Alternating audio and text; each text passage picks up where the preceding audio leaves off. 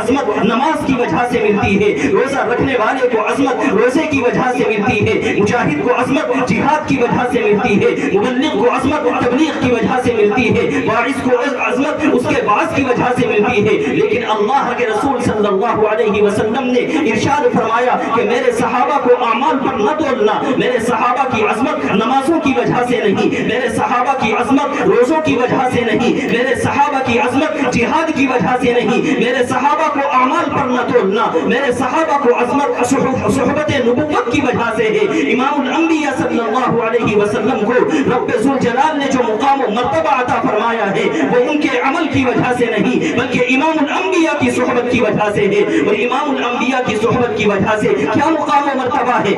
آپ علیہ السلام کے اصحاب کا تذکرہ فرمایا۔ اللہ رب العزت نے امام الانبیاء کی ازواج یعنی نبی کی بیویوں کا تذکرہ فرمایا۔ اور تیسرا اللہ رب العزت نے اس آیت میں امام الانبیاء نبی اکرم صلی اللہ علیہ وسلم کے آل اور اہل بیت کا تذکرہ فرمایا۔ قرآن کریم کی یہ آیت ہے جو اصحاب نبی کو بھی بیان کرتی ہے، ازواج نبی کو بھی بیان کرتی ہے اور آل نبی کو بھی بیان کرتی ہے۔ ہمارا ایمان اور عقیدہ یہ ہے کہ جس طریقے سے چہرے کی خوبصورتی دو آنکھوں سے ہوا کرتی ہے، اسی طریقے سے ایمان کا کمال اور ایمان کا جمال اللہ رب العزت کے اصحاب، اللہ کے رسول صلی اللہ علیہ وسلم کے اصحاب اور امام الانبیاء کی آل پر یقین رکھنے سے اور اعتماد رکھنے سے ہوگا۔ ہمارا ایمان اور عقیدہ یہ ہے کہ اللہ رب العزت نے امام الانبیاء نبی اکرم صلی اللہ علیہ وسلم کو نبی برحق بنا کر کے بھیجا۔ امام الانبیاء صلی اللہ علیہ وسلم نے اللہ رب العزت سے تین خواہشیں فرمائیں۔ آپ علیہ السلام نے فرمایا الہ العالمین، آپ نے مجھے حکم ارشاد فرمایا بلغ ما انزل الیک من ربک، کہ میری تعلیمات کو دنیا کے کونے کونے اور چپے چپے تک پہنچا دو۔ الہ العالمین، آپ نے مجھے حکم ارشاد فرمایا هو الذی ارسل رسولہ بالہدی ودین الحق لیظہرہ علی الدین کلہ، کہ آپ نے جو مجھے دین دے کر کے بھیجا ہے یہ دین دنیا کے تمام دینوں پر غالب آئے گا، یہودیت اور عیسائیت پر غالب آئے گا۔ الہ العالمین، آپ نے جو مجھے دین دے کر کے بھیجا، آپ یہ چاہتے ہیں کہ یہ دین دنیا کے کونے کونے اور چپے چپے پر پہنچے۔ آپ نے مسند امام احمد کی روایت سنی ہوگی، امام الانبیاء نبی اکرم صلی اللہ علیہ وسلم نے حضرت مقداد ابن اسود رضی اللہ تعالی عنہ کو بلایا اور آپ نے فرمایا کہ مقداد یاد رکھنا لا يبقى على ظهر الارض بیت مدر ولا وبر الا ادخله الله کلمۃ الاسلام بعز عزیز او ذل ذلیل، کہ دنیا کا کوئی کچا اور پکا مکان ایسا نہیں ہوگا کہ جس میں اللہ رب العزت میرے دین کو نہ پہنچا دے۔ آپ علیہ السلام کا یہ دین تمام کے تمام دینوں پر غالب ہونے کے لیے آیا، تو امام الانبیاء صلی اللہ علیہ وسلم کی ایک تمنا اور خواہش یہ تھی کہ الہ العالمین، میرا یہ دین تمام کے تمام دینوں پر غالب آ جائے۔ آپ علیہ السلام کی دوسری تمنا اور خواہش یہ تھی کہ الہ العالمین، میں لوگوں کے سامنے اٹھتا اور بیٹھتا ہوں، مسجد کے اندر آتا اور جاتا ہوں، راستے پر چلتا ہوں، لوگوں سے باتیں کرتا ہوں، میری یہ زندگی لوگوں کے سامنے ہے، لیکن میرے مولا جب میں گھر کی چہار دیواری میں چلا جاتا ہوں تو میری رات کی تنہائیاں کیسے گزرتی ہیں، گھر والوں کے ساتھ میں کیسے پیش آتا ہوں، ایک شوہر کو اپنی اہلیہ کے ساتھ کیسے رہنا چاہیے، ایک باپ کو اپنے بچوں کے ساتھ کیسے رہنا چاہیے۔ الہ العالمین، میری تمنا اور خواہش یہ ہے کہ جس طریقے سے میری باہر والی زندگی لوگوں کے سامنے ہے، میرے گھر کی زندگی بھی لوگوں کے سامنے ہونی چاہیے۔ امام الانبیاء نبی اکرم صلی اللہ علیہ وسلم نے تیسری تمنا یہ کی، الہ العالمین میری خواہش یہ ہے کہ جب میں تیرے دین کو غالب کر دوں اور تیرا یہ دین لوگوں تک پہنچا دوں، تیرے اس پیغام کی میں تکمیل کر دوں، تو میری خواہش یہ ہے لَوَدِدْتُ أَنْ أُقْتَلَ فِي سَبِيلِ اللَّهِ، میری خواہش یہ ہے کہ تیرے راستے میں مجھے شہید کر دیا جائے، ثم اقتل ثم اموت ثم احیا، مجھے قتل کر دیا جائے، مجھے دنیا سے پردہ فرمانے کا موقع دیا جائے اور پھر مجھے دوبارہ زندہ کیا جائے، میں پھر میدان جہاد میں جاؤں، وہاں پر جا کر کے پھر تیرے راستے میں شہید ہو جاؤں۔ امام الانبیاء نبی اکرم صلی اللہ علیہ وسلم کی یہ تین تمنائیں تھیں۔ پہلی تمنا یہ تھی کہ میرا یہ دین تمام کے تمام دینوں پر غالب آ جائے۔ دوسری تمنا یہ تھی کہ میری تنہائی کی زندگی بھی امت کے سامنے آ جائے۔ تیسری تمنا یہ تھی کہ الہ العالمین مجھے راہ خدا میں شہید کر دیا جائے۔ اللہ رب العزت نے امام الانبیاء نبی اکرم صلی اللہ علیہ وسلم کو تین جماعتیں عطا فرمائیں، ایک جماعت اصحاب کی، ایک جماعت ازواج کی اور ایک جماعت آل اہل بیت کی۔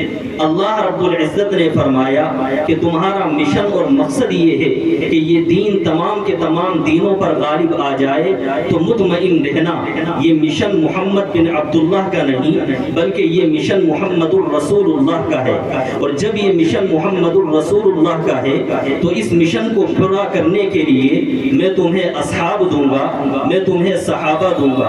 قرآن کریم میں اللہ رب العزت نے اس کو بیان فرمایا، انا اعطیناک الکوثر، فکر نہ کرنا میں تمہیں بڑی تعداد میں صحابہ دوں گا۔ علماء کے اطمینان کے لیے کہوں، الکوثر کے معنی کثرت اصحاب کے علامہ بغوی علیہ الرحمہ نے معالم السنہ میں نقل فرمائے ہیں۔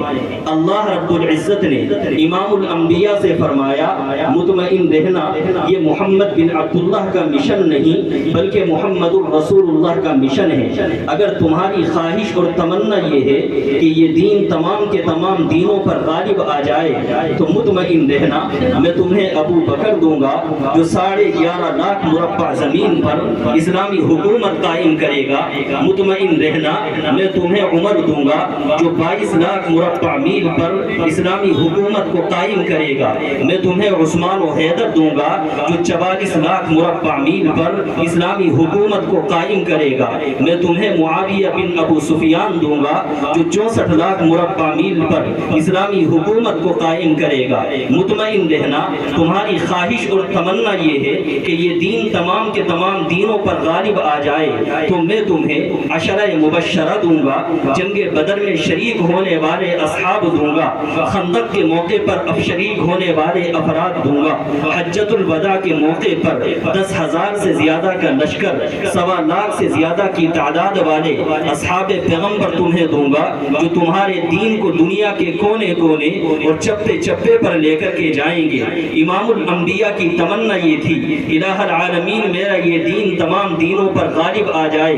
رب ذوالجلال نے فرمایا تمام دینوں پر تمہارا دین غالب آئے گا، تمہیں صحابہ دیے جائیں گے جو تمہارا مشن لے کر کے دنیا کے کونے کونے پر جائیں گے۔ امام الانبیاء نے فرمایا الہ العالمین میری دوسری خواہش یہ ہے کہ میری جو جلوت والی زندگی ہے وہ تو لوگوں کے سامنے رہتی ہے، لیکن میری تنہائی کی زندگی میری امت کے سامنے کیسے آئے؟ رب ذوالجلال نے فرمایا مطمئن رہنا تمہاری تنہائی کی زندگی امت کے سامنے آئے گی، اس کے لیے میں تمہیں ازواج دوں گا، اس کے لیے میں تمہیں تمہاری بیویاں دوں گا۔ امام الانبیاء نبی اکرم صلی اللہ علیہ وسلم کی 11 ازواج ہیں، نبی کی 11 مقدس بیویاں ہیں کہ جن کا مشن یہ تھا کہ امام الانبیاء صلی اللہ علیہ وسلم کی اس زندگی کو جو عام لوگوں کی نگاہوں سے اوجھل تھی اس کو بھی لوگوں کے سامنے بیان کر دیا جائے کہ نبوت اگر گھر میں آتی ہے تو نبوت کا طریقہ کیا ہوتا ہے۔ امام الانبیاء بستر پہ آرام فرما ہوتے ہیں تو طریقہ کیا ہوتا ہے، نبی بیویوں سے باتیں کرتے ہیں تو طریقہ کیا ہوتا ہے، نبوت کا اپنے بچوں کے ساتھ معاملہ ہے تو اس کا طریقہ کار یہ ہے۔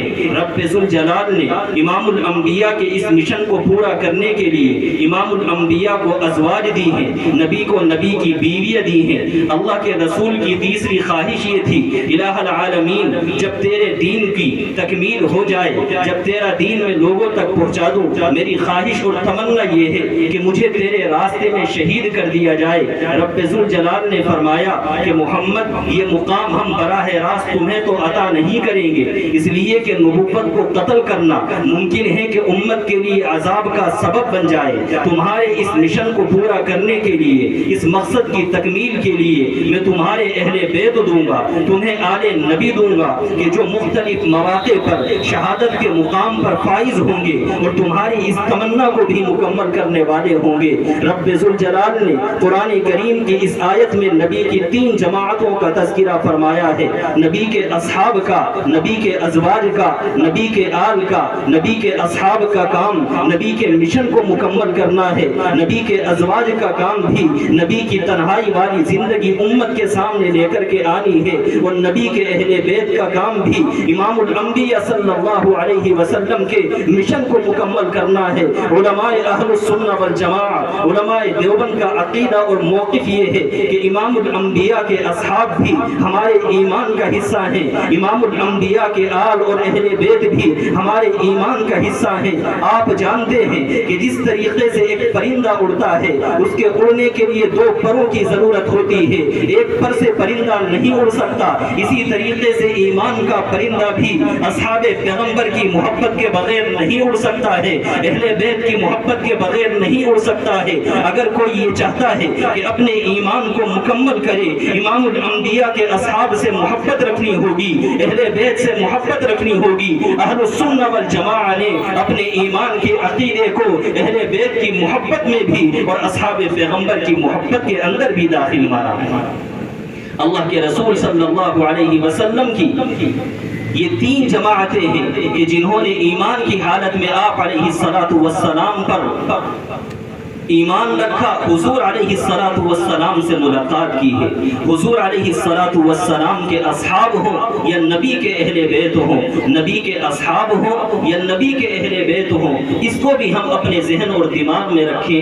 ربیع الاول کا مہینہ ہے، ہمارے سامنے امام الانبیاء صلی اللہ علیہ وسلم کی سیرت پر بھی باتیں ہوئی ہوں گی، اور آج کی مجلس میں آپ کے سامنے امام الانبیاء کے صحابہ پر بھی باتیں ہوئی ہوں گی۔ ہم نے قرآن کریم کی دوسری آیت آپ کے سامنے پڑھی تھی، اللہ رب العزت نے وَمَن يُطِعِ اللَّهَ وَالرَّسُولَ فَأُولَٰئِكَ مَعَ الَّذِينَ أَنْعَمَ اللَّهُ عَلَيْهِمْ مِنَ النَّبِيِّينَ وَالصِّدِّيقِينَ وَالشُّهَدَاءِ وَالصَّالِحِينَ۔ اس آیت میں رب ذوالجلال نے 4 جماعتوں کا تذکرہ فرمایا ہے۔ 2 جماعتوں میں پہلی جماعت نبوت کی جماعت ہے، دوسری جماعت صحابیت کی جماعت ہے، تیسری جماعت شہداء کی ہے، اور چوتھی جماعت ولیوں کی جماعت ہے۔ ہم اس کو اس انداز سے کہہ سکتے ہیں، اللہ رب العزت نے اس آیت میں 4 مقامات کا تذکرہ فرمایا ہے۔ ایک مقام نبوت ہے، ایک مقام صحابیت ہے، ایک مقام شہادت ہے، ایک مقام ولایت ہے۔ مقام نبوت اور مقام صحابت کی حیثیت اور ہے، مقام شہادت اور مقام ولایت کی حیثیت اور ہے۔ علماء کی زبان میں ہم اس کو کہیں گے کہ مقام نبوت اور مقام شہادت یہ وہابی چیز ہے، مقام نبوت اور مقام صحابیت یہ وہابی چیز ہے، مقام شہادت اور مقام ولایت یہ کسبی چیز ہے۔ وہب اور کسب کا مطلب یہ ہوتا ہے کہ اللہ رب العزت اگر عطا فرمائے تو وہ چیز ملتی ہے، اللہ رب العزت عطا نہ فرمائے وہ چیز نہیں ملتی۔ ہمارا ایمان و عقیدہ یہ ہے کہ نبوت بھی خدا عطا کرتا ہے، صحابیت کا انتخاب بھی اللہ رب العزت کرتا ہے۔ ہمارا ایمان و عقیدہ یہ ہے کہ جس طریقے سے عبادات کے ذریعے بندے کو نبوت نہیں مل سکتی، اسی طریقے سے عبادات کے ذریعے بندے کو صحابیت بھی نہیں مل سکتی۔ جس طریقے سے روزے اور نمازوں کے ذریعے بندہ مقام نبوت پر فائق نہیں ہو سکتا، اسی طریقے سے روزوں اور نمازوں کے ذریعے مقام صحابیت پر فائز نہیں ہو سکتا۔ مقام نبوت بھی خدا کا انتخاب ہے، مقام صحابیت بھی خدا کا انتخاب ہے، اور خدائی انتخاب جو ہوا کرتا ہے اس خدائی انتخاب پر کسی کو کو سوال کرنے کا موقع نہیں ہوتا۔ رب ذوالجلال نے امام الانبیاء کو بھی منتخب فرمایا ہے، امام الانبیاء کے صحابہ کو بھی منتخب فرمایا ہے۔ امام الانبیاء پر رب ذوالجلال نے نبوت کی تکمیل فرما دی ہے، آپ خاتم الانبیاء ہیں۔ امام الانبیاء کے اصحاب پر رب ذوالجلال نے صحابیت کو ختم فرما دیا ہے، امام الانبیاء کے صحابہ خاتم الاصحاب ہیں۔ اگر کوئی امام الانبیاء پر تنقید کرے گا، رب ذوالجلال کے انتخاب پر تنقید کرتا ہے۔ اگر کوئی امام الانبیاء کے صحابہ پر تنقید کرے گا، رب ذوالجلال کے انتخاب پر تنقید کرتا ہے۔ جس طریقے سے امام الانبیاء پر تنقید کرنا رب ذوالجلال پر اعتراض اٹھانا ہے، اسی طریقے سے امام الانبیاء کے صحابہ پر تنقید کرنا یہ رب ذوالجلال پر اعتراض اٹھانا ہے۔ امام الانبیاء بھی انتخاب رب ذوالجلال کا ہے اور اصحاب پیغمبر بھی انتخاب رب ذوالجلال کا ہے۔ رب ذوالجلال کے انتخاب پر اعتراض کرنے کا حق نہ تم کو حاصل ہے، نہ تم مقام نبوت پر اعتراض کر سکتے ہو، نہ تم مقام صحابیت پر اعتراض کر سکتے ہو، اس لیے کہ مقام نبوت بھی خدا کا انتخاب ہے، مقام صحابیت بھی خدا کا انتخاب ہے۔ اور جس طریقے سے خدائی انتخاب پر نبوت کے سلسلے میں اعتراض نہیں کیا جا سکتا، اسی طریقے سے خدائی انتخاب پر صحابیت کے سلسلے میں اعتراض نہیں کیا جا سکتا۔ یہ مقام وہب ہے کہ جو عمل کے ذریعے نہیں ملتا، یہ مقام وہب ہے جو عبادات کے ذریعے نہیں ملتا، یہ مقام وہب ہے۔ نبوت اگر عبادت کے ذریعے نہیں ملتی، صحابیت بھی عبادت کے ذریعے نہیں ملتی، نبوت اگر عمل کے ذریعے نہیں ملتی، صحابیت بھی عمل کے ذریعے نہیں ملتی۔ نبوت اگر خدا کا انتخاب ہے تو صحابیت بھی خدا کا انتخاب ہے۔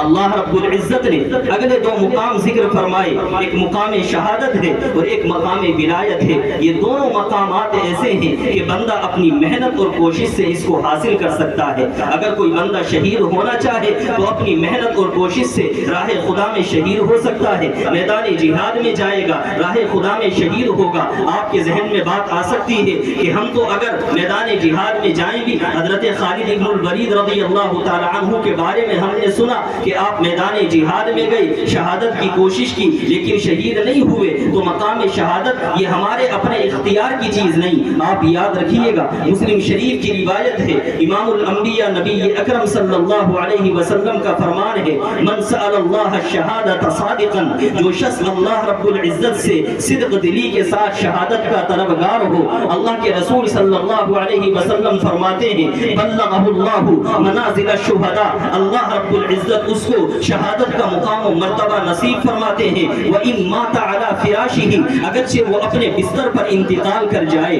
تو مقام شہادت بھی اختیار کرنا یہ بندے کے اپنے عمل کا حصہ ہے۔ مقام ولایت پر بھی ہر ایک بندہ پہنچ سکتا ہے، کلمہ ایمان پڑھے، نماز اور روزوں کا پابند ہو جائے، امام الانبیاء کی سنتوں پر عمل کرنے والا ہو، مقام ولایت بھی حاصل کر لے گا، مقام شہادت بھی حاصل کر لے گا۔ مقام ولایت بھی آپ کے اور ہمارے اختیار کی چیز ہے، مقام شہادت بھی ہمارے اور آپ کے اختیار کی چیز ہے۔ ہم اگر اپنی محنت سے حاصل کرنا چاہیں مقام شہادت تو حاصل کر سکتے ہیں، مقام ولایت تو حاصل کر سکتے ہیں، لیکن نہ ہم مقام نبوت حاصل کرتے ہیں، نہ مقام صحابیت حاصل کر سکتے ہیں۔ اللہ رب العزت نے ان آیات میں ان چار مقامات کا تذکرہ فرمایا۔ اللہ تعالیٰ فرماتے ہیں، وَمَن يُطِعِ اللَّهَ وَالرَّسُولَ، جو بندہ اللہ اور اس کے رسول کی اطاعت کرے گا، فَأُولَٰئِكَ مَعَ الَّذِينَ انعم اللہ علیہم من النبیین والصدیقین، وہ قیامت کے دن انبیاء اور صحابہ کے ساتھ ہوگا، شہداء اور صالحین اللہ کے بندیوں کے ساتھ ہوگا۔ تو ہم شہداء اور صالحین کے ساتھ اگر ہم شامل ہونا چاہتے ہیں، نبی کے اصحاب کے ساتھ شامل ہونا چاہتے ہیں، ومن یطع اللہ والرسول پر ہمیں عمل کرنا ہوگا۔ خیر ہم یہ ذکر کر رہے تھے، اللہ رب العزت نے اس آیت میں چار مقامات کا تذکرہ فرمایا۔ ان چار مقامات میں ہماری گفتگو کا اصل عنوان پہلے دو مقام ہیں، ایک مقام نبوت ہے، دوسرا مقام صحابیت ہے۔ ہمارا کہنا یہ ہے کہ مقام نبوت بھی انتخاب اللہ کا ہے، مقام صحابیت بھی انتخاب اللہ رب العزت کا ہے۔ آپ جانتے ہیں کہ اگر کوئی بندہ مسجد کے اندر امام لے کر کے آئے، امام صاحب کا انتخاب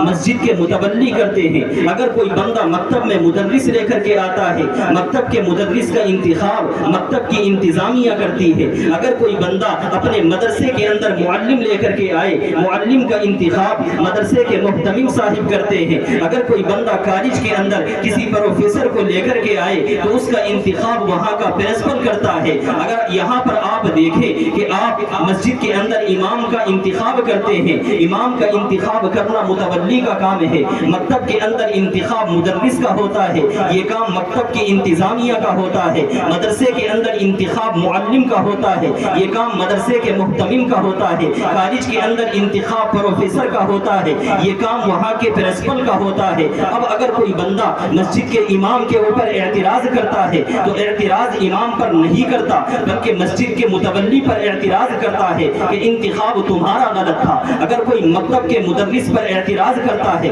تو مکتب کے مدرس پر اعتراض نہیں بلکہ مکتب کی انتظامیہ پر اعتراض ہے کہ انتخاب تمہارا غلط تھا۔ اگر کوئی بندہ مدرسے کے معلم پر اعتراض کرتا ہے تو معلم پر اعتراض نہیں بلکہ مدرسے کے محتمم پر اعتراض ہے کہ انتخاب تمہارا غلط تھا۔ اگر کالج کے پروفیسر پر اعتراض ہے تو اعتراض کالج کے پروفیسر پر نہیں بلکہ وہاں کے پرنسپل پر ہے کہ انتخاب تمہارا غلط تھا۔ یاد رکھنا کہ جس طریقے سے مدرسے کے معلم کا انتخاب، مکتب کے مدرس کا انتخاب یہ ہمارا اور آپ کا انتخاب ہے، امام الانبیاء کے صحابہ کا انتخاب یہ ہمارا اور آپ کا انتخاب نہیں ہے بلکہ یہ انتخاب اللہ رب العزت کا ہے۔ نبوت بھی انتخاب خدا کا ہے اور صحابیت بھی انتخاب خدا کا ہے۔ اگر کوئی بندہ نبوت پہ اعتراض کرتا ہے، رب ذوالجلال کے انتخاب پہ اعتراض کرتا ہے، اگر کوئی بندہ صحابیت پہ اعتراض کرتا ہے، رب ذوالجلال کے انتخاب پہ اعتراض کرتا ہے، جس طریقے سے مدرسے کے معلم پر انتخاب، مدرسے کے معلم پر اعتراض یہ معلم پر اعتراض نہیں ہوتا بلکہ مدرسے کی انتظامیہ پر اعتراض ہے،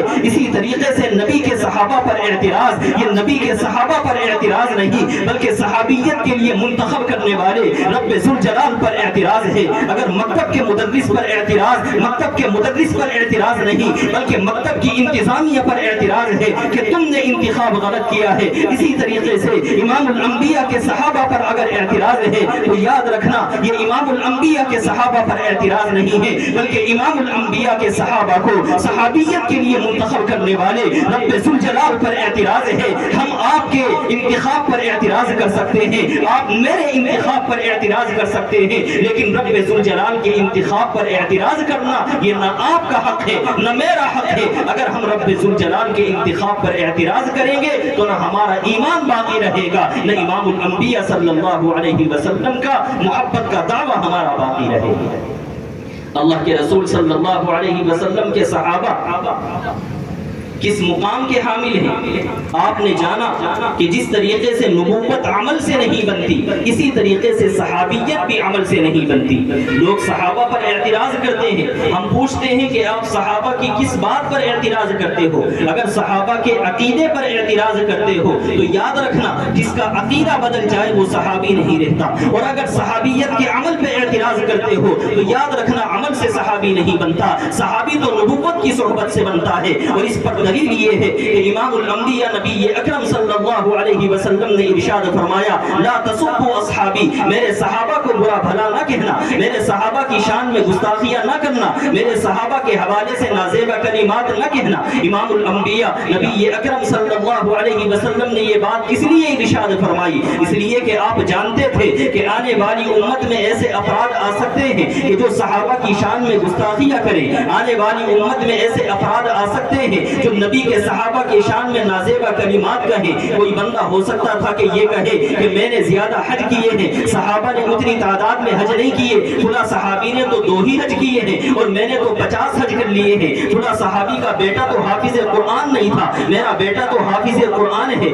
فلاں صحابی نے تو ایمان کے بعد صرف 1 سال نمازیں ادا کی ہیں، پھر صحابی کا انتقال ہو گیا اور میں تو 50 سالوں سے نمازیں ادا کر رہا ہوں۔ ممکن ہے کہ کوئی بندہ اس انداز کی بات کرے۔ امام الانبیاء صلی اللہ علیہ وسلم نے ارشاد فرمایا لا تسبوا اصحابی، میرے صحابہ کے حوالے سے غلط کلمات نہ کہنا۔ فَوَلَّوْ أَنْفَقَ أَحَدُكُمْ مِثْلَ أُحُدٍ ذَهَبًا، امام الانبیاء صلی اللہ علیہ وسلم نے ارشاد فرمایا کہ اس ذات کی قسم کہ جس کے قبضے میں میری جان ہے، اگر تم میں سے کوئی بندہ احد پہاڑ کے برابر سونا بھی خرچ کر دے تو میرے صحابی کے ایک مٹھی جو کے برابر بھی نہیں پہنچ سکتا۔ وجہ اس کی کیا ہے؟ امام الانبیاء صلی اللہ علیہ وسلم نے احد پہاڑ کے برابر سونے کا تذکرہ کیوں کیا؟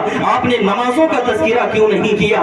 آپ نے روزوں کا تذکرہ کیوں نہیں کیا؟ لوگوں کے لیے نمازیں پڑھنا آسان ہوتا ہے، روزے رکھنا آسان ہوتا ہے، لیکن راہ خدا میں پیسے خرچ کرنا مشکل ہوتا ہے، سونا خرچ کرنا اس سے زیادہ مشکل ہوتا ہے۔ امام الانبیاء نے فرمایا نمازوں کی بات نہیں ہے، روزوں کی بات نہیں ہے، اگر تم میں سے کوئی آدمی راہ خدا میں پیسہ خرچ کر دے اور پیسے میں بھی وہ سونا خرچ کرے اور تھوڑا بہت نہیں بلکہ احد پہاڑ کے برابر بھی سونا خرچ کر دے تو میرے صحابی کے ایک مٹھی اور آدھی مٹھی جو کے برابر بھی نہیں پہنچ سکتا۔ وجہ اس کی کیا ہے؟ وجہ اس کی یہ ہے کہ نماز پڑھنے والے کو عظمت نماز کی وجہ سے ملتی ہے، روزہ رکھنے والے کو عظمت روزے کی وجہ سے ملتی ہے، مجاہد کو عظمت جہاد کی وجہ سے ملتی ہے، مبلغ کو عظمت تبلیغ کی وجہ سے ملتی ہے، واعظ کو عظمت اس کے باعث کی وجہ سے ملتی ہے۔ لیکن اللہ کے رسول صلی اللہ علیہ وسلم نے ارشاد فرمایا کہ میرے صحابہ کو اعمال پر نہ تولنا، میرے صحابہ کی عظمت نمازوں کی وجہ سے نہیں، میرے صحابہ کی عظمت روزوں کی وجہ سے نہیں، میرے صحابہ کی عظمت جہاد کی وجہ سے نہیں، میرے صحابہ کو اعمال پر نہ تولنا،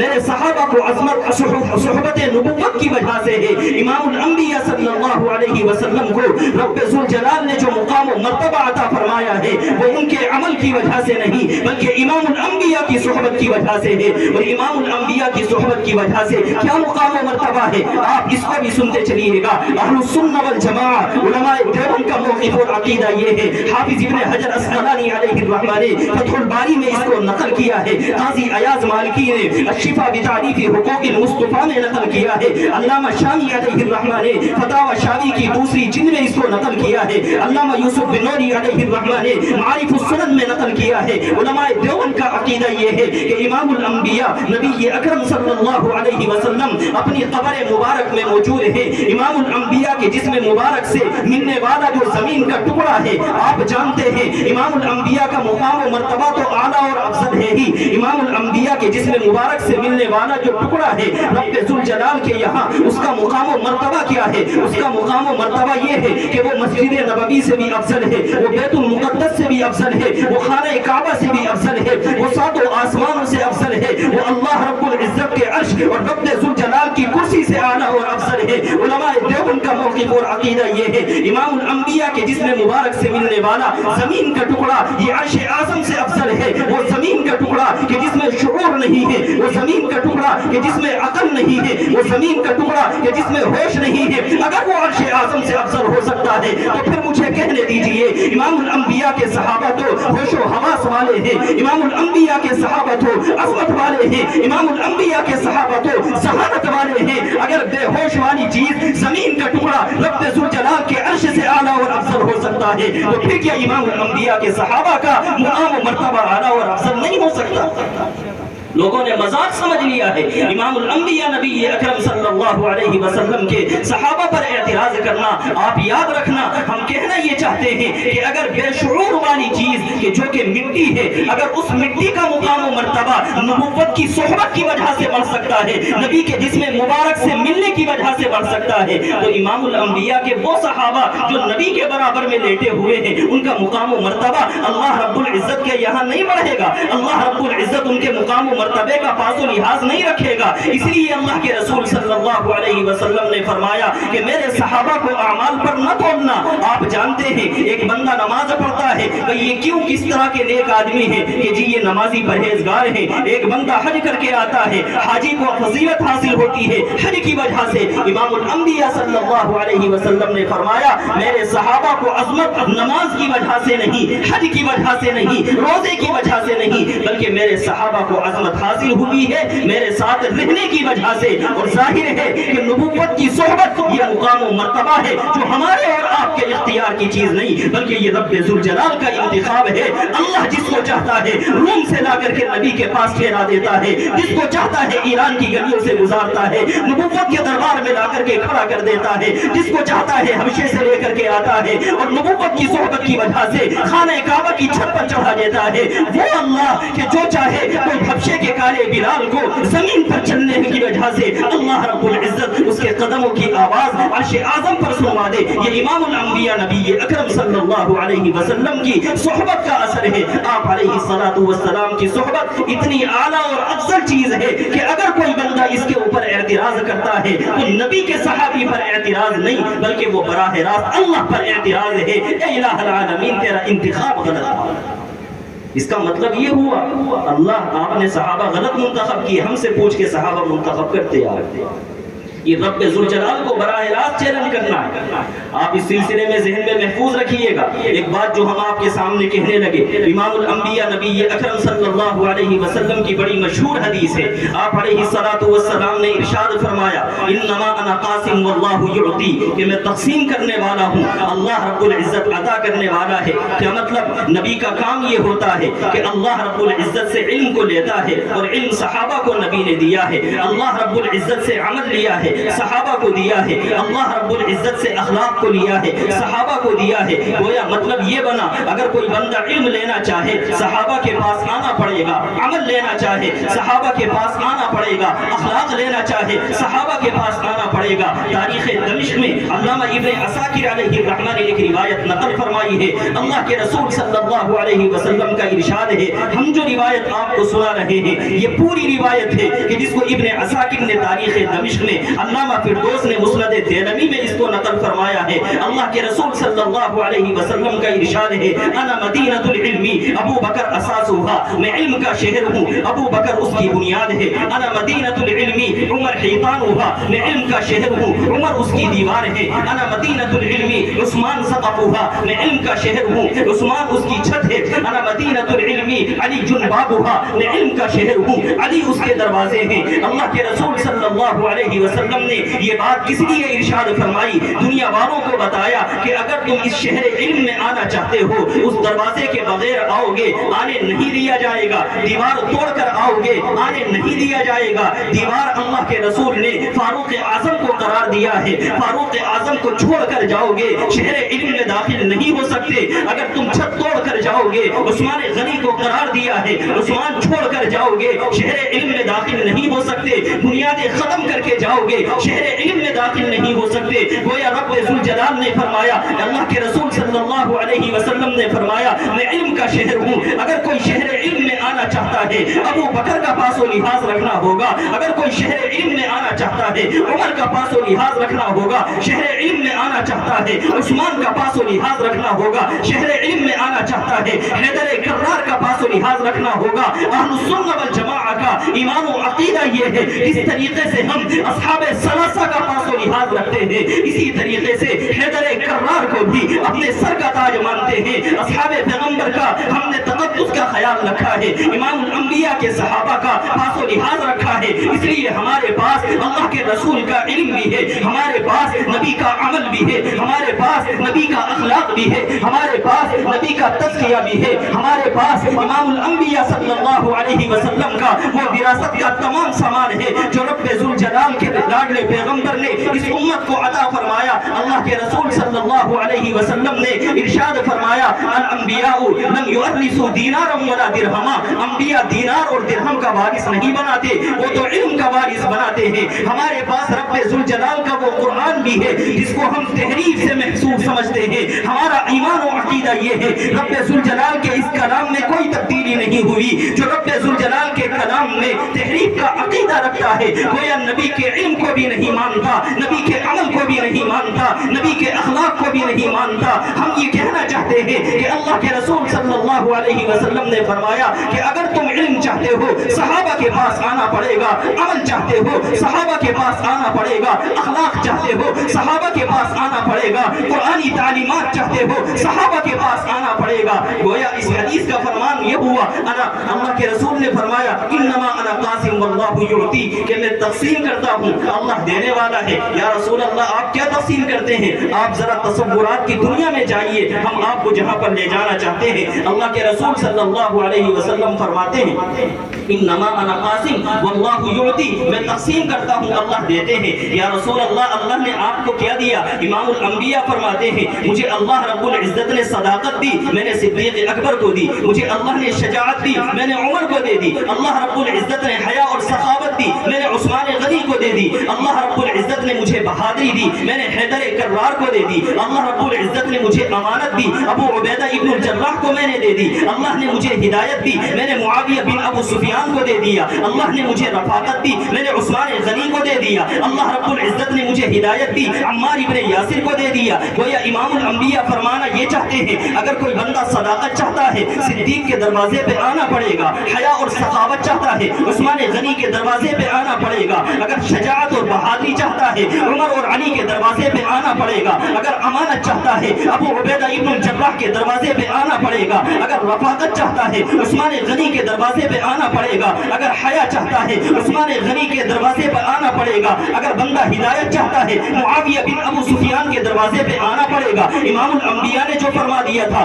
اللہم اجعلہ ہادیا مہدیا، اے اللہ معاویہ کو سراپا ہدایت بنا دینا۔ ہدایت چاہتے ہو معاویہ بن ابو سفیان کے پاس آنا پڑے گا، امانت چاہتے ہو ابو عبیدہ ابن الجراح کے پاس آنا پڑے گا، صداقت چاہتے ہو صدیق اکبر کے دروازے پہ آنا پڑے گا۔ کوئی بندہ یہ چاہے کہ صداقت مل جائے اور صدیق کو چھوڑ دے، خدا کی قسم وہ صداقت والا نہیں ہو سکتا، منافق تو ہو سکتا ہے، سچا نہیں ہو سکتا۔ کوئی بندہ یہ چاہے کہ شجاعت مل جائے اور وہ حیدر کو چھوڑ دے، وہ بندہ عمر فاروق کو چھوڑ دے، خدا کی قسم وہ بہادر نہیں ہو سکتا ہے، وہ بزدل تو ہو سکتا ہے۔ کوئی بندہ یہ چاہے کہ حیا اور سخاوت مل جائے، عثمان غنی کو چھوڑ دے، حیا اور سخاوت اس کو نہیں مل سکتی۔ کوئی چاہے امانت مل جائے، ابو عبیدہ ابن الجراح کو چھوڑ دے، وہ امانت والا نہیں ہو سکتا۔ ہدایت مل جائے، معاویہ بن ابو سفیان کو چھوڑ دے، ہدایت والا نہیں ہو سکتا۔ ہم اہل السنہ والجماعہ نبی کے اصحاب کو مانتے ہیں، صدیق اکبر کو بھی مانتے ہیں، فاروق اعظم کو بھی مانتے ہیں، ہم عثمان و حیدر کو مانتے ہیں، طلحہ اور زبیر کو مانتے ہیں، سعد و سعید کو مانتے ہیں، اور تو اور اما عائشہ کو اس طرح مانتے ہیں، فاطمہ الزہرا کو بھی ہم اسی طرح مانتے ہیں۔ اگر کوئی بندہ یہ کہتا ہے کہ تم مانتے ہو صدیق کو، تم مانتے ہو فاروق اعظم کو، تم حسنین کی بات نہیں کرتے، ہم حضرات حسنین کو بھی مانتے ہیں۔ ہمارا ایمان و عقیدہ یہ ہے کہ اگر بندہ اپنے ایمان کو باقی رکھنا چاہے، اس طریقے سے نبوت کے صحابہ سے محبت ایمان کا حصہ ہے، اسی طریقے سے نبوت کے اہل بیت سے محبت ایمان کا حصہ ہے، اور نبوت کے صحابہ سے محبت ایمان کا حصہ کیسے نہ ہو؟ اللہ کے رسول صلی اللہ علیہ وسلم پر ایمان لانا یہ ہماری اور آپ کی ذمہ داری ہے، لیکن آپ سے اور ہم سے سوال یہ ہے یا الہ العالمین ہم ایمان لے کر کے آئیں، کیسا ایمان لے کر کے آئیں؟ رب ذوالجلال نے فرمایا اگر تم ایمان لانا چاہتے ہو فَإِنْ آمَنُوا بِمِثْلِ مَا آمَنْتُمْ بِهِ، اگر ایمان لانا چاہتے ہو تو ایمان ایسا لانا آمنتم بِهِ کہ جس طرح ایمان ابو بکر لائے ہیں، ایمان لانا چاہتے ہو ایمان ایسا لانا کہ جیسا ایمان عمر لائے ہیں، ایمان لانا چاہتے ہو ایمان ایسا لانا کہ جیسا عثمان غنی لے کر کے آئے ہیں، حیدر کرار لے کر کے آئے ہیں، سعد و سعید لے کر کے آئے ہیں، حضرات حسنین لے کر کے آئے ہیں، طلحہ اور زبیر لے کر کے آئے ہیں۔ الہ العالمین ان صحابہ کا ایمان کیوں معتبر ہے؟ رب ذوالجلال نے فرمایا ان کا ایمان معتبر نہیں ہوگا تو پھر کس کا ایمان معتبر ہوگا؟ یہ وہ صحابہ ہیں جنہوں نے قرآن اترتے دیکھا ہے، یہ وہ صحابہ ہیں جنہوں نے نبی کو روتے اور گڑ گڑاتے دیکھا ہے، یہ وہ صحابہ ہیں جنہوں نے نبوت کو غار ہرا سے آتے اور جاتے دیکھا ہے، یہ وہ صحابہ ہیں جنہوں نے خانہ کعبہ میں امام الانبیاء کی پیشانی کو زمین سے رگڑتے دیکھا ہے، یہ وہ صحابہ ہیں جنہوں نے امام الانبیاء کو ہجرت کرتے دیکھا ہے، یہ وہ صحابہ ہیں جنہوں نے جبرائیل امین کو اپنی نگاہوں سے دیکھا ہے، یہ وہ صحابہ ہیں جنہوں نے نبوت کو خون آلود دیکھا ہے، اس امت کے لیے دعائیں مانگتے دیکھا ہے۔ میں کہنا یہ چاہتا ہوں کہ اگر امام الانبیاء صلی اللہ علیہ وسلم کے صحابہ کا ایمان بھی معیار نہیں بنتا تو پھر مجھے بتاؤ وہ آنکھیں کہاں سے لے کر کے آؤ گے کہ جن آنکھوں نے امام الانبیاء کا دیدار کیا تھا؟ وہ آنکھیں کہاں سے لے کر کے آؤ گے جنہوں نے امام الانبیاء کو روتے اور گڑ گڑاتے دیکھا تھا؟ وہ کان کہاں سے لے کر کے آؤ گے جنہوں نے امام الانبیاء کی دعاؤں پر آمین کہا تھا؟ وہ کان کہاں سے لے کر کے آؤ گے جنہوں نے امام الانبیاء کی زبان سے رب ذوالجلال کا کلام سنا تھا؟ تم وہ ناک کہاں سے لے کر کے آؤ گے جنہوں نے امام الانبیاء کے مبارک پسینے کی خوشبو سونگی تھی؟ تم وہ ہاتھ کہاں سے لے کر کے آؤ گے جن ہاتھوں نے نبوت سے مصافحہ کیا تھا؟ وہ ہاتھ کہاں سے لاؤ گے جنہوں نے نبوت کو ہدیہ دیا تھا، نبوت سے ہدیہ قبول کیا تھا؟ تم وہ قدم کہاں سے لے کر کے آؤ گے کہ جن قدموں نے امام الانبیاء کی رفاقت میں جنگ بدر میں اپنی جان کی بازی لگا دی تھی؟ وہ قدم کہاں سے لے کر کے آؤ گے جنہوں نے امام الانبیاء کی رفاقت میں سفر کیا تھا؟ وہ پیشانیاں کہاں سے لے کر کے آؤ گے کہ جنہوں نے امام الانبیاء کی معیت میں رب ذوالجلال کے سامنے سجدہ کیا تھا؟ جن کے ایمان پر رب کا کلام گواہ ہے، جن کے ایمان پر جبرائیل امین گواہ ہے۔ اسی لیے امام الانبیاء نے فرمایا تھا ان اللہ اختارنی، اللہ کیا ہے، واختار لی اصحابہ، اور میرے لیے صحابہ کو منتخب کیا ہے، فجعلنی منہم وزراء، ان صحابہ میں کچھ میرے وزیر ہیں، ان صحابہ میں منہم انصارا، کچھ میرے مددگار ہیں، منہم اصحارا، ان میں کچھ میرے داماد ہیں۔ اور پھر آگے امام الانبیاء نے فرمایا فمن سبہم فعلیہ لعنۃ اللہ والملائکۃ والناس اجمعین، جو ان صحابہ کو گالی دے گا اس پر اللہ کی بھی لعنت ہو، تمام فرشتوں کی لعنت ہو۔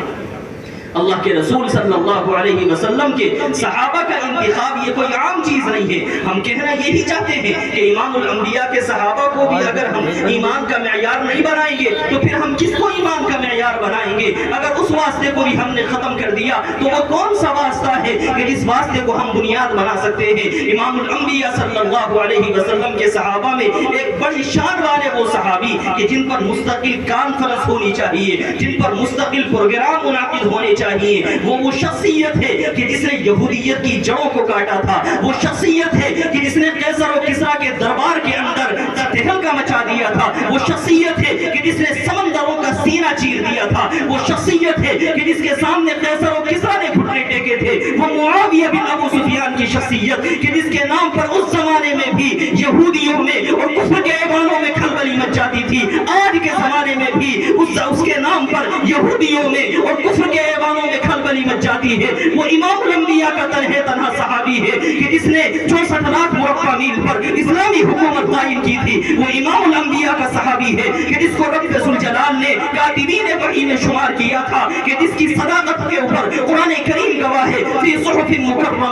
مرفوعۃ مطہرہ بأیدی سفرہ کرام بررہ، رب ذوالجلال کا کلام ہے۔ معاویہ بن ابو سفیان کی پاکیزگی کو بیان کرتا ہے، وہ معاویہ بن ابو سفیان کہ جس کو امام الانبیاء صلی اللہ علیہ وسلم نے فرمایا تھا معاویہ اللہ رب العزت تجھے ہادی اور مہدی بنائے۔ اللہ کے رسول صلی اللہ علیہ وسلم نے فرمایا میری امت میں سب سے زیادہ بردبار معاویہ بن ابو سفیان ہے، جس کے بارے میں نبی نے فرمایا تھا معاویہ کے علم کے، معاویہ کے سینے کو الہ العالمین علم سے بھر دے۔ وہ معاویہ بن ابو سفیان کہ جس کی ہیبت سے، جس کی عظمت سے، جس کی شان و شوکت سے، جس کے جاہ و جلال سے، جس کو رعب دبدبے سے قیصر و کسریٰ کانپتے تھے، کہ جس نے سمندروں کا سینہ چیر کر کے اسلامی حکومت کو پھیلایا تھا، جس نے کفر کے ایوانوں میں کھلبلی مچا دی تھی، اس معاویہ بن ابو سفیان کو گالیاں دی جاتی ہیں۔ ہمیں معاویہ بن ابو سفیان کے بارے میں جنگ صفین تو یاد رہی، لیکن وہ تمام کے تمام فضائل و مناقب یاد نہیں رہے کہ جن فضائل و مناقب کو امام الانبیاء نے بیان فرمایا۔ اس معاویہ بن ابو سفیان کے بارے میں ایک شاعر نے بڑی عجیب و غریب بات کہی۔ شاعر نے کہا تھا کہ وہ آدھی دنیا کا حکمراں تھا، وہ حکمراں بھی مگر کہاں تھا؟ وہ آدھی دنیا کا حکمراں تھا، وہ حکمراں بھی مگر کہاں تھا؟ ببرتی موجوں پہ حق پرستوں کی سادہ کشتی کا بادبا تھا، بڑا مبارک ہے کام اس کا، ستاروں جیسا مقام اس کا۔ معاویہ کے معنی ہی ستارے کے آتے ہیں، بڑا مبارک ہے کام اس کا، ستاروں جیسا مقام اس کا۔ وہ ایک شاہی صفت مجاہد جو سوئے منزل روا دوا تھا، ابھرتے سورج سے تاج مانگا، سمندروں سے خراج مانگا، ابھرتے سورج سے تاج مانگا، سمندروں سے خراج مانگا۔ کسے خبر ہے کہ اس کا سکہ جہاں میں جاری کہاں کہاں تھا؟ قلندرانہ حیات اس کی، سکندرانہ صفات اس کی، قلندرانہ حیات اس کی، سکندرانہ صفات اس کی۔ کبھی ودا تھا وہ مفلسوں کی، کبھی وہ ریشم کا سائبہ تھا۔ وہ ایک عنوان بشارتوں کا، بصیرتوں کا، بصارتوں کا، وہ ایک عنوان بشارتوں کا، بصیرتوں کا، بصارتوں کا، اسی سے رستے تلاش کرنا وہ دین فطرت کی کہکشاں تھا۔ اور آگے شاعر نے کہا حسن سے پوچھو، علی سے پوچھو، تم اس کے بارے نبی سے پوچھو۔ حسن سے پوچھو، علی سے پوچھو، تم اس کے بارے نبی سے پوچھو۔ اندھیری شب میں چراغ بن کر وہ ساری دنیا میں زور پیشہ تھا، حضرت امیر معاویہ رضی اللہ تعالی عنہ۔ یہ بھی امام الانبیاء نبی اکرم صلی اللہ علیہ وسلم کے وہ مقدس صحابی ہیں کہ جن کے اوپر ہماری زبانیں تیز ہو جاتی ہیں۔ معاویہ بن ابو سفیان تو نام ایسا ہے کہ غیر تو غیر سنیوں کا معدہ بھی اسلام کو ہضم نہیں کرتا۔ اگر حضرت امیر معاویہ رضی اللہ تعالی عنہ کا تفصیل سے ذکر کرنا شروع کر دیا جائے تو ہمارے لوگوں کو بھی ہضم نہیں ہوتا، اس لیے کہ ذہنیت اس انداز کی خراب ہو گئی۔ یاد رکھیے گا کہ حضرت امیر معاویہ رضی اللہ تعالی عنہ بھی امام الانبیاء نبی اکرم صلی اللہ علیہ وسلم کے وہی صحابی ہیں کہ جن صحابہ کے ایمان کو رب ذوالجلال نے فَإِنْ آمَنُوا بِمِثْلِ مَا آمَنْتُمْ بِهِ میں بنیاد قرار دیا ہے کہ اگر تم ایمان لانا چاہتے ہو، ایمان ایسا لانا کہ جیسا صدیق و عمر لائے، عثمان و حیدر لائے، سعد و سعید لائے، تم ایمان لانا چاہتے ہو تو ایسا ایمان لاؤ جیسا جیسا کہ معاویہ بن ابو سفیان لے کر کے آئے. اور صحابہ کا ایمان کس طریقے سے بنیاد نہیں بنے گا, صحابہ ہمارے لیے کیوں معیار نہیں بنیں گے. حضرات صحابہ رضوان اللہ تعالی علیہم اجمعین کی شان تو یہ ہے کہ جب صحابہ کے ایمان کی بات آئی قرآن کریم اتر گیا, صحابہ کے استاد کی بات آئی قرآن کریم اتر گیا, صحابہ کے شاگردوں کی بات آئی رب ذوالجلال نے قرآن اتار دیا, صحابہ کی جنت کی باری آئی رب ذوالجلال نے قرآن اتارا, صحابہ کی مغفرت کی بات آئی رب ذوالجلال نے قرآن اتارا. اور یہ دعوی نہیں ہے, آپ قرآن کریم کی آیتیں سنتے جائیے, ہم صرف عنوان بیان کریں گے. امام الانبیاء کے صحابہ کے ایمان کی بات آئی, رب ذوالجلال نے قرآن میں کہا فالذین آمنوا وہاجروا وجاہدوا فی سبیل اللہ والذین آووا ونصروا اولئک هم المؤمنون حقا. یہ نبی کے صحابہ یقینی طور پر پکے ایمان والے ہیں. امام الانبیاء کے صحابہ دنیا کے اندر کیسے ہیں؟ رب ذوالجلال نے فرمایا خیر امت ہے, یہ ساری امت میں سب سے بہتر ہے, یہ نبی کے ماننے والوں میں سب سے بہتر ہے. رب ذوالجلال نے قرآن میں کہا کنتم خیر امت اخرجت للناس تأمرون بالمعروف وتنہون عن المنکر. اس آیت میں رب ذوالجلال نے امام الانبیاء کے صحابہ کو خیر امت کی صفت کے ساتھ متصف کیا ہے. امام الانبیاء کے صحابہ سے رب ذوالجلال راضی تھا یا ناراض تھا؟ رب ذوالجلال نے قرآن میں آیت اتار دی کہ میں نبی کے صحابہ سے راضی ہوں. الہ العالمین دلیل کیا ہے؟ رب ذوالجلال نے قرآن میں فرمایا والسابقون الاولون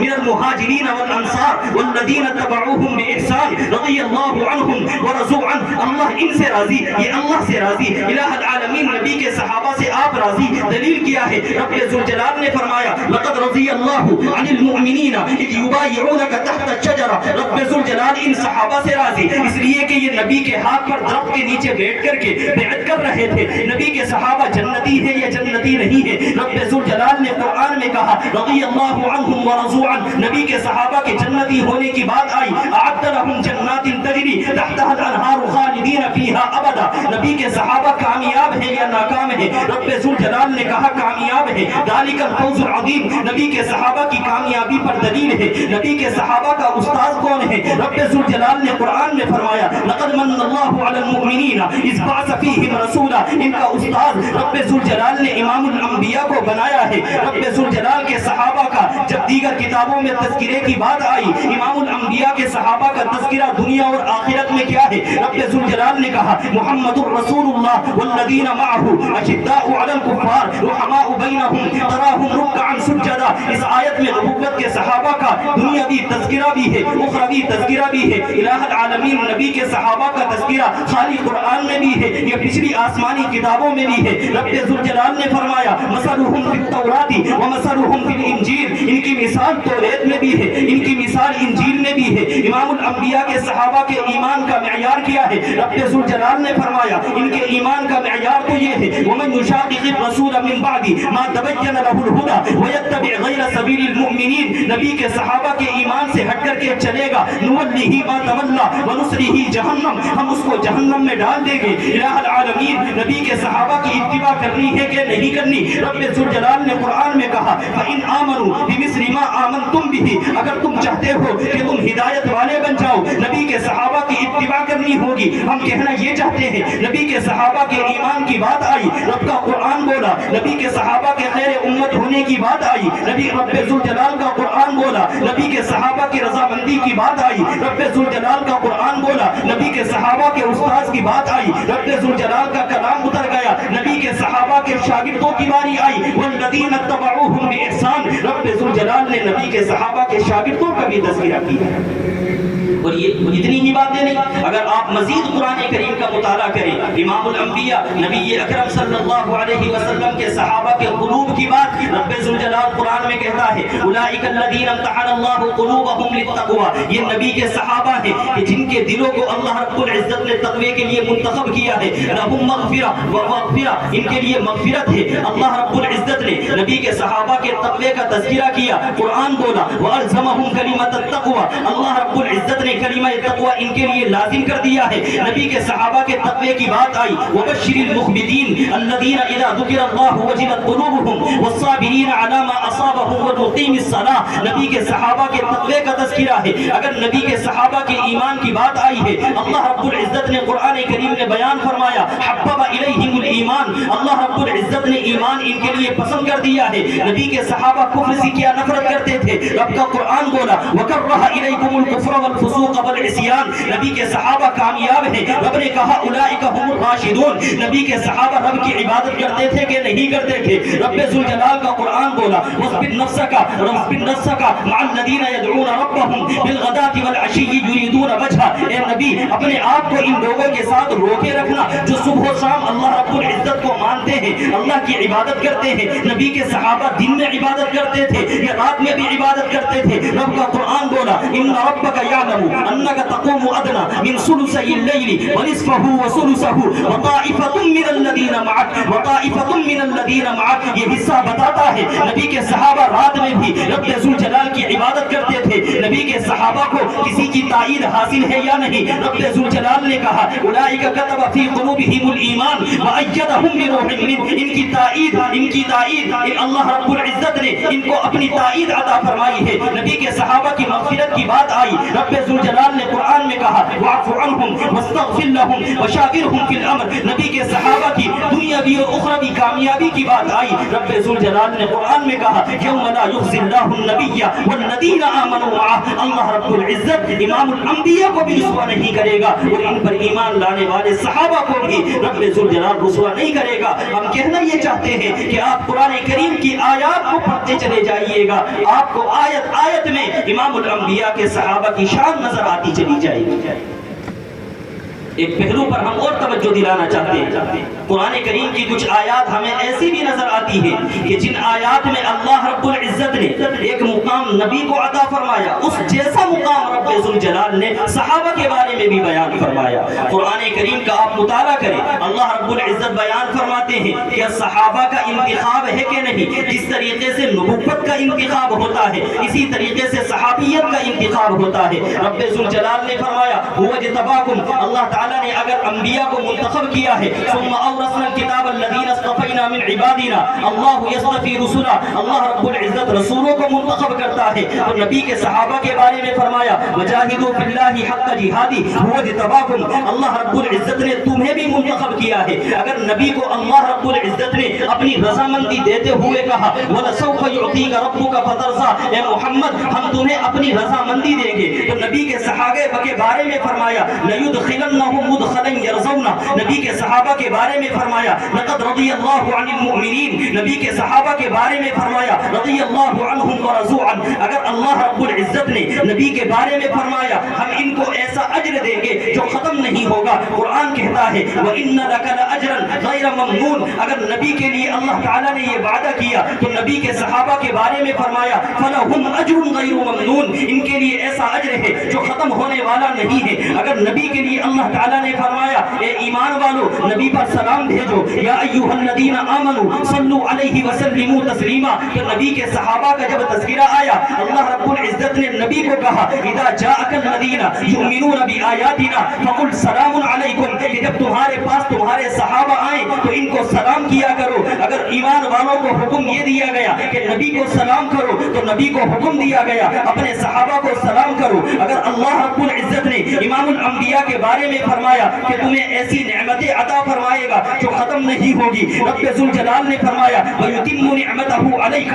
اللہ رب العزت تمہارے اوپر اپنی نعمتوں کو مکمل کرے گا. تو نبی کے صحابہ کے بارے میں فرمایا أَتْمَمْتُ عَلَيْكُمْ نِعْمَتِي, میں نے تمہارے اوپر اپنی نعمتوں کو مکمل کر دیا ہے. اگر اللہ رب العزت نے نبی کو نبی کو اللہ رب العزت نے فتح مندی کی بات فرمائی اِنَّا فَتَحْنَا لَكَ فَتْحًا مُبِينًا, ہم آپ کو فتح عطا فرمائیں گے. تو نبی کے صحابہ کے بارے میں فرمایا وَأَصَابَهُمْ فَتْحًا قَرِيبًا, اللہ تعالیٰ ان کو فتح عطا فرمائے گا. اگر اللہ رب العزت نے امام الانبیاء کے بارے میں فرمایا وَيَنْصُرَكَ اللَّهُ نَصْرًا عَزِيزًا, اے نبی اللہ تمہاری مدد کرے گا. تو نبی کے صحابہ کے بارے میں فرمایا وَيَنْصُرَكَ اللَّهُ نَصْرًا عَزِيزًا وَأَصَابَهُمْ فَتْحًا قَرِيبًا وَكَانَ حَقًّا عَلَى علینا نصر المؤمنین، ہمارے اوپر لازم اور ضروری ہے ایمان والوں کی مدد کرنا۔ اگر رب ذوالجلال نے امام الانبیاء کے بارے میں فرمایا اللہ ان پر رحمتیں بھیجتا ہے، ان اللہ و ملائکتہ یصلون علی النبی، تو نبی کے صحابہ کے بارے میں فرمایا هو الذی یصلی علیکم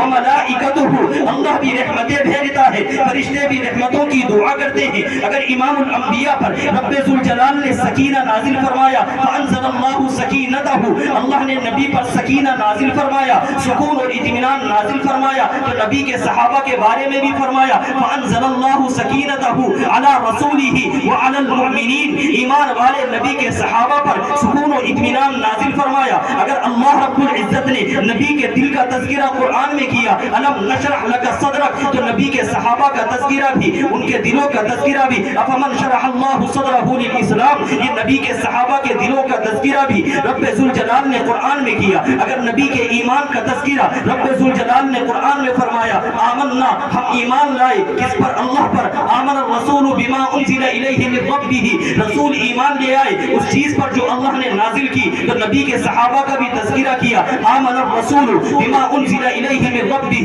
والمؤمنون، یہ ایمان والے نبی کے صحابہ بھی ایمان لے کر کے آئے۔ اگر اللہ رب العزت نے نبی کے بارے میں فرمایا اللہ ان کو رسوا نہیں کرے گا یوم لا یخزی اللہ النبی، تو پھر ایمان والوں کے بارے میں بھی فرمایا والذین آمنوا معہ، اللہ ان کو بھی رسوا نہیں کرے گا۔ اگر نبی کے بارے میں رب نے کہا انا ارسلناک شاہدا، اے نبی ہم نے آپ کو گواہ بنا کر کے بھیجا ہے، تو امام الانبیاء کے صحابہ کے بارے میں بھی فرمایا کہ اللہ رب العزت نے انہیں تمام کی تمام امت پر شہداء بنایا ہے، تمام کی تمام امتوں پر گواہ بنایا ہے۔ اگر رب ذوالجلال نے امام الانبیاء سے نفرت کرنے والوں کو اپنا دشمن قرار دیا ہے، امام الانبیاء کے صحابہ سے نفرت کرنے والوں کو بھی اپنا دشمن قرار دیا ہے۔ ہم کہنا یہ چاہتے ہیں کہ امام الانبیاء کا مقام و مرتبہ اعلیٰ اور افضل ہے، نبی کے صحابہ کو بھی رب ذوالجلال نے مقام و مرتبہ عطا فرمایا ہے، اس لیے کہ نبوت بھی خدا کا انتخاب ہے، صحابیت بھی خدا کا انتخاب ہے۔ نبوت پہ اعتراض کرے گا رب ذوالجلال کو برداشت نہیں، صحابیت پر اعتراض کرے گا رب ذوالجلال کو برداشت نہیں۔ نبوت پہ اعتراض کرنا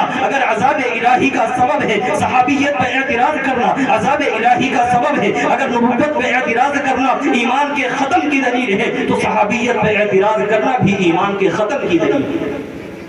امام الانبیاء صلی اللہ علیہ وسلم کے صحابہ کے یہ فضائل و مناقب ہیں۔ اگر ان تمام کے تمام فضائل و مناقب کے باوجود بھی تقریباً 64 آیتیں ہیں جو ہم نے آپ کے سامنے اس وقت میں بیان کی ہیں، اگر امام الانبیاء صلی اللہ علیہ وسلم کے ان مناقب اور ان کے صحابہ کے فضائل کے باوجود بھی ہمارے دل اس بات کے اوپر آمادہ نہیں ہوتے، اگر ہمارا ضمیر ہمیں نہیں جوڑتا اور ہم پھر بھی اس بات کے اوپر بزید ہیں کہ نبی کے صحابہ کی تنقید کی جائے گی، نبی کے صحابہ تنقید سے بالا تر نہیں، تو خدا کی قسم اگر ان فضائل و مناقب کے باوجود نبی کے صحابہ تنقید سے بالا تر نہیں، ان کی تنقید پر تم بزید ہو، ان کے صحابہ پر عیب لگانے پر تم بزید ہو، تو پھر یاد رکھنا کہ اگر نبی کے صحابہ ان مقامات کے باوجود اگر عیب سے خالی نہیں، تو پھر اللہ رب العزت ان لوگوں کو کہ جو ان مقامات کا پاس و لحاظ نہ کر کے نبی کے صحابہ پر اعتراض کرتے ہیں، ان کی صورتحال یہ ہے کہ وہ اللہ کی لعنت اور اللہ رب العزت کے غضب کے مستحق ہیں۔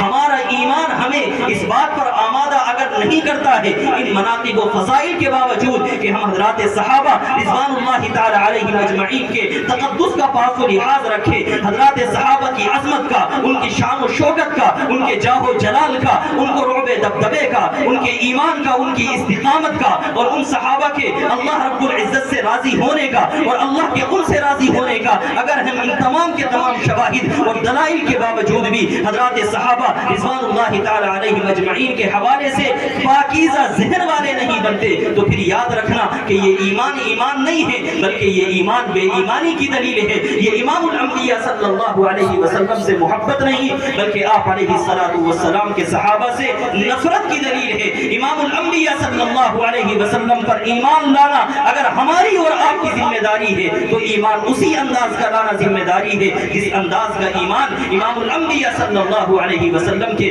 صحابہ لے کر کے آئے ہیں۔ اور یاد یاد رکھیں اس ایمان کے اندر ہم اور آپ بالکل خالص بن جائیں. یہ نفاق کی شکل ہے کہ جو آج ہمارے گھروں کے اندر داخل ہو چکی ہے کہ ہم ظاہر کے اعتبار سے زبان سے نعرہ حب صحابہ کا لگاتے ہیں اور باطن کے اعتبار سے بغض صحابہ کی بات کرتے ہیں. یاد رکھیں امام الانبیاء کے زمانے میں جنہوں نے زبان سے نعرہ کچھ اور لگایا تھا, دلوں میں کچھ اور رکھا تھا, وہ پاکیزہ ایمان والے نہیں تھے, وہ منافقین تھے. اگر نبی کے زمانے میں ان لوگوں کو منافقین کی فہرست میں داخل کیا جا سکتا ہے تو آج وہ حضرات کہ جو اپنی زبانوں سے حب نبی کا دعویٰ کرتے ہیں, حب صحابہ کا دعویٰ کرتے ہیں, لیکن حضرات صحابہ کے تقدس کو پامال کرتے ہیں, حضرات صحابہ کے تقدس کو پامال ہوتا ہوا دیکھتے ہیں, اور اس کے باوجود ان کی غیرت وجود میں نہیں آتی اور ان کے اوپر ایمانی اثر کا اور ایمانی جاہ و جلال کا کسی طریقے سے اثر نہیں ہوتا, تو پھر یہ ایمان نہیں ہے. ایسے ایمان کی ہمیں خیر بنانی چاہیے.